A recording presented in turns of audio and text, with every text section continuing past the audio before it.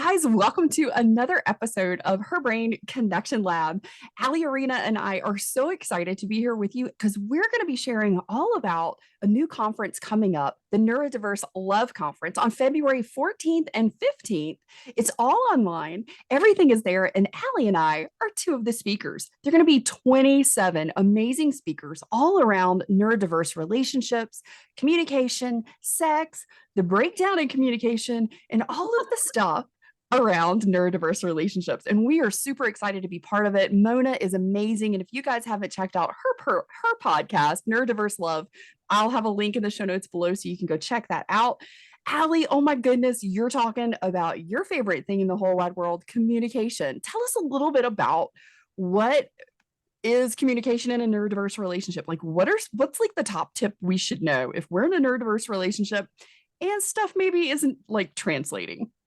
Right. Oh my goodness. What a loaded but amazing question. Yeah. So in with Mona at the conference, which I'm so excited about it. Like it's the first Neurodiverse Love Conference, which means people are actually acknowledging that these relationships exist. But so I'm talking a lot about communication styles, but I think one of the biggest things, someone asked me this earlier this week, and I feel like I haven't totally gotten this answer the way I want to say it yet, but I think you'll relate, is I have noticed a lot with neurodiverse relationships that the hurt or the misunderstanding can last a lot longer than a neurotypical one. So like, I feel like sometimes in a neurotypical relationship, there is a little bit of like, okay, don't bring in the past. You got to let go of the past. Like, let's move forward. I don't know if that advice always lands as well, because the person typically who has had the hurt, if they are neurodiverse, it's taken them a really long time to say it, and they may not have actually processed all the previous hurts. So it is worth, although painful, taking a little bit and really trying to go through them. And it's hard. Look, the partner is going to hear a lot of things that this person's been upset about, but I've really tried to help to explain you're closing a loop that does, like, it is painful for it not to be closed. As opposed to maybe a neurotypical person might be able to be like, you know what, you're right. Past in the past, I'm going to move forward. I have noticed, I'm thinking of this one couple, and she is an autistic woman, and she also has OCD, and those two things have really led to this perseverative loop where you could look at her and say like, okay, come on, we got to move forward. Like, you're just being negative.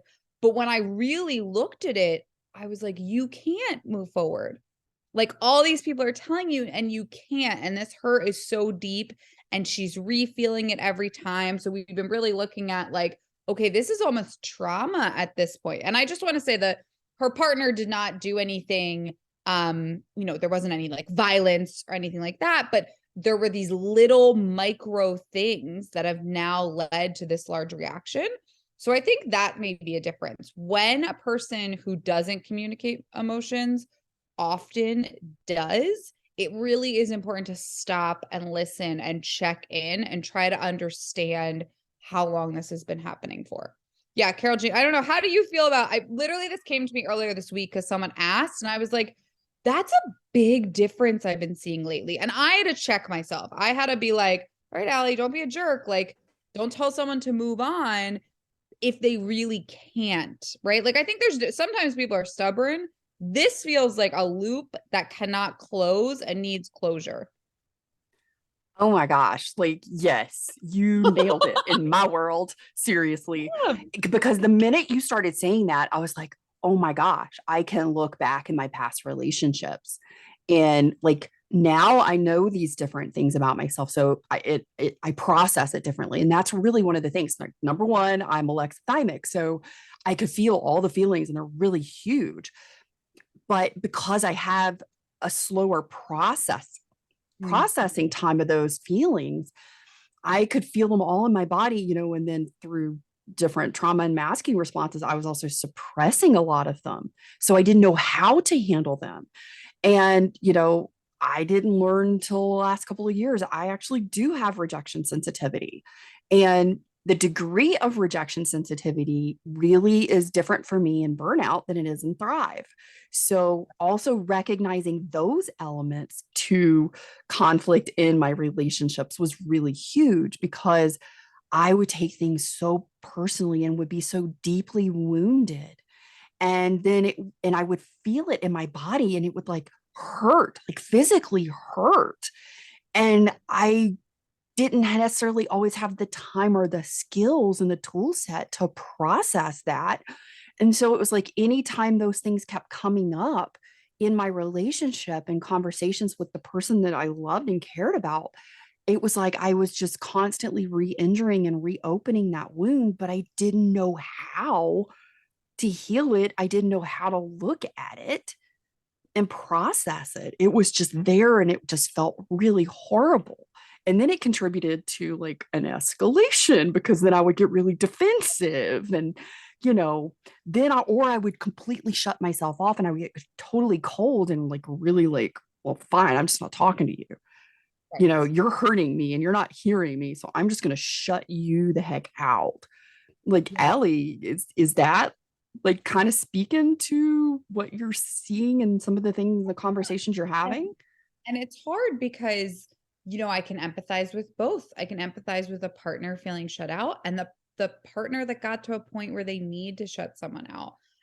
So it really is helping to communicate that and creating a space where the person can process. Like I think what you're saying too with this with having alexithymia and knowing that you can have reduced processing of your emotion, not reduced, slower processing of the emotion, that it that you need some time to be able to talk about it. And it's really important for the partner to be able to give it. And I think, I've seen before too that a partner assumes, well, you just didn't want to bring it up then, or you're holding this information back, or how long have you been checking all of my actions? And it's not like alexithymia doesn't make you deceitful or malice. It's that you just truly haven't been able to, it takes a little bit to process. So also helping the couple understand that it's not meant to be at all to mean or not trying to be forthright. Sometimes it can come across almost like lying or withholding, but it's not that. It's just that the person needs longer to understand. But enough about Totally. me and my points and my random thoughts. I think you're talking about sex at the conference, right?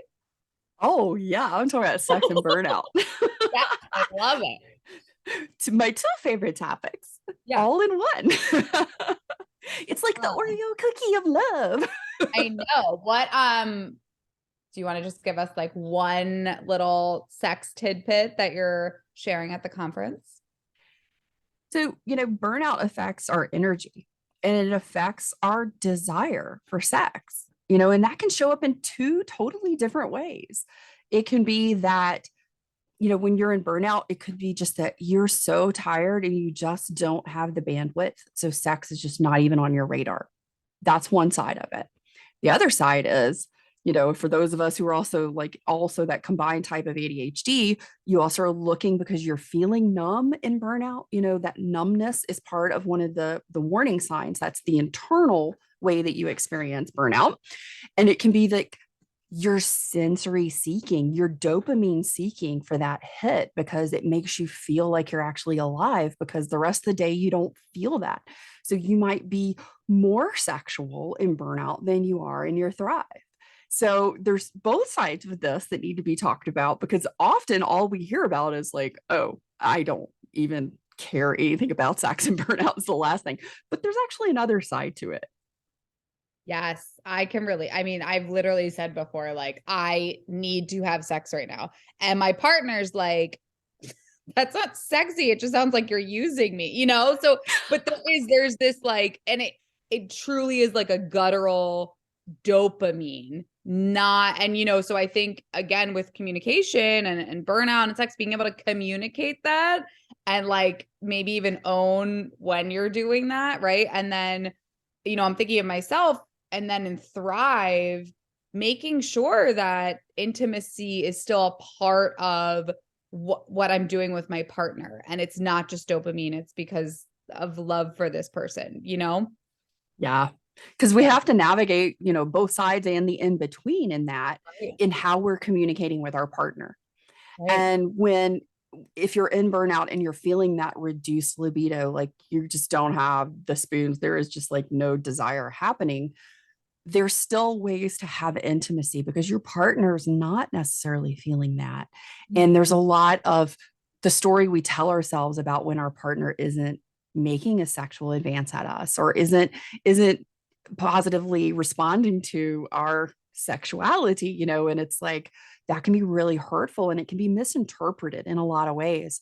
And I see this in a lot of neurodiverse couples when the neurodistinct partner is in burnout and then they're just like, I just don't have the capacity or the sex drive. And they're maybe in that level 4 or level 5 spicy burnout, like they're a habanero or a ghost pepper, and sex just ain't happening. It's just not even on the radar. The partner can feel really hurt, not recognizing that, this isn't about me not being sexy or my partner not loving me. But there's ways that we can bridge that. There's conversations we can have. There's smaller acts of intimacy that, hey, maybe you just lay in bed together and maybe your partner masturbates or something while you hold their hand or you cuddle up next to them or something. There's other things that, maybe you don't and maybe have the energy to participate in like full blown sex, but maybe you just cuddle up next to your partner while they have sex with themselves. There's those different things that we can do that don't require any extra energy, but that actually keep that connection and that intimacy in our relationship. And we have a conversation about it. We got to talk about it, folks. The worst thing we can do is not talk about it. Well, yeah, I was literally good. What you're saying is there's just got to be communication, because when there's not, there's assumptions, right? That person doesn't want to be with me because I'm unattractive. They don't like me. They're not right. I mean, and we're all human and we all tend to go negative pretty quickly. So you can see how that could occur. So, really overly communicating it, that, or owning it too. I have totally said to my partner before, like, I'm sorry, I was so busy this week. I don't think I gave you any time. And I don't just mean sexually, I mean like just as a partner, And I think owning that and at least being able to say to someone makes a big difference. So again, they're not sitting there assuming they must not want to hang out with me. It's like, no, I don't even know if I hung out with myself this week. I've just been in crazy work mode and I want to acknowledge that. Yeah. Totally. And there's another thing that comes up that's usually a really big topic around sex and burnout, especially with my clients when we're talking about our neurodiverse relationships. And that is our sensory system and how it shows up in burnout and how it presents in sex. And that, like your desire, like your libido level, that can show up in a different ways. And it can ebb and flow throughout burnout, depending on where you are in your restoration cycle. So we can have hypersensitivity, and that means like everything feels really big. We can have hyposensitivity, like where we're not really feeling anything, so we're sort of numbed out. You can have for us both simultaneously. Like this is super sensitive. This is like not even existing really. I know it's there. And somewhere in between. And those things can change. And we're talking about sex, man, we're talking about our sensory system. That's what, it's how our partner smells, how our partner tastes, the touch that we give to each other. And those things change throughout burnout. So, really being able to have a conversation for both partners, because we all have a sensory profile, folks, not just neurodistinct folks. Neuromajority folks have a sensory profile too. And having a conversation about, right now, my skin is really super sensitive in these areas. These are the places on my body that it feels really good, because that happens too. Like you have zones like where things feel differently, and just explore those together. Even, use different types of touch, use a feather that's really light or tickly, use something maybe that's a little sharper or harder. Explore, use the hair bristle brushes. I mean, the bristles from your hairbrush. There's all different kinds of things you can do to experiment, because you may not really know what that is for you. You just know like, oh, don't touch like that. And then somebody's like, oh, you don't want me to touch you. It's like, no, no, no. It's not that I don't want you to touch me. It's just like that particular touch in that area. Let's explore a little bit, maybe even explore on your own, and then come back with the information. It's not always about maybe having somebody else do it, but maybe just you doing it for yourself. But when we're talking about that, pressure and compression is a really big thing. I have a lot of clients, and even for myself, when my sensory system is overwhelmed, one of the things that I need is compression. So I'll wear tighter clothes. I like to have compression during sex, be that you're on top of me, be that maybe I like you to tie me up a little bit in one area, but there's different things that make your body feel more regulated.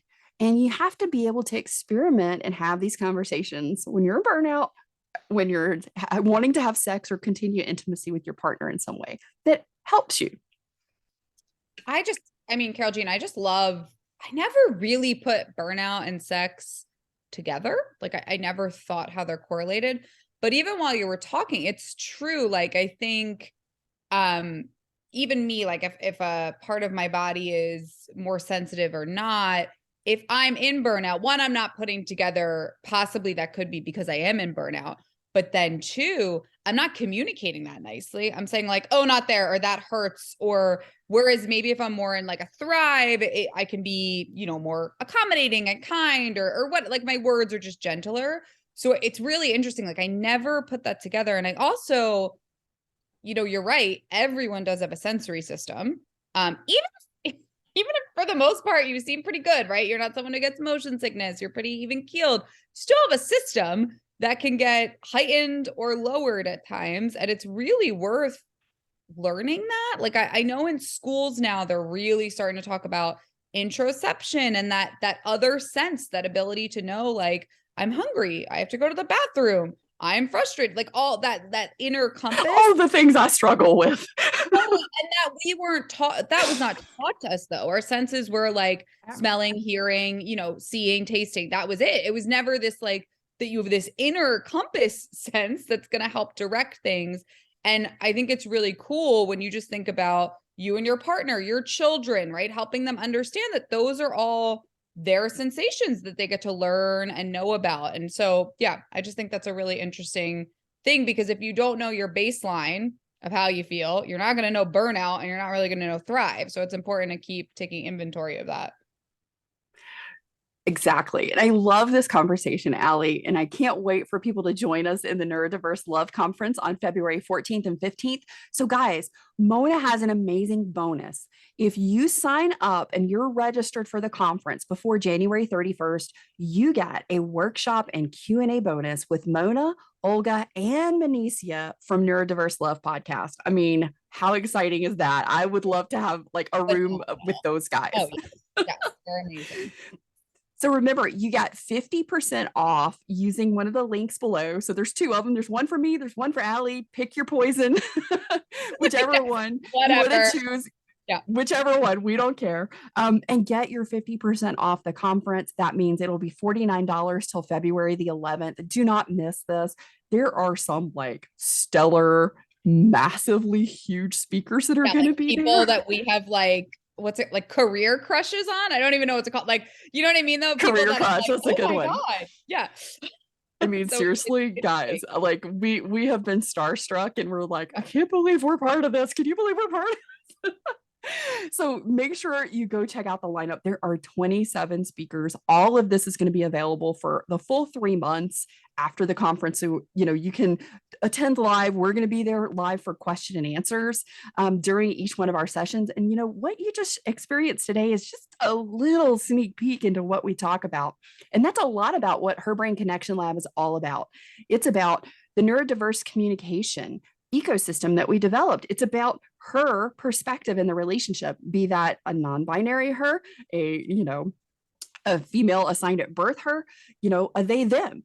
That is who we're talking about here, because in relationships, our neurotype is different because we have different physiology. And we can't separate those two things. They play into our relationship.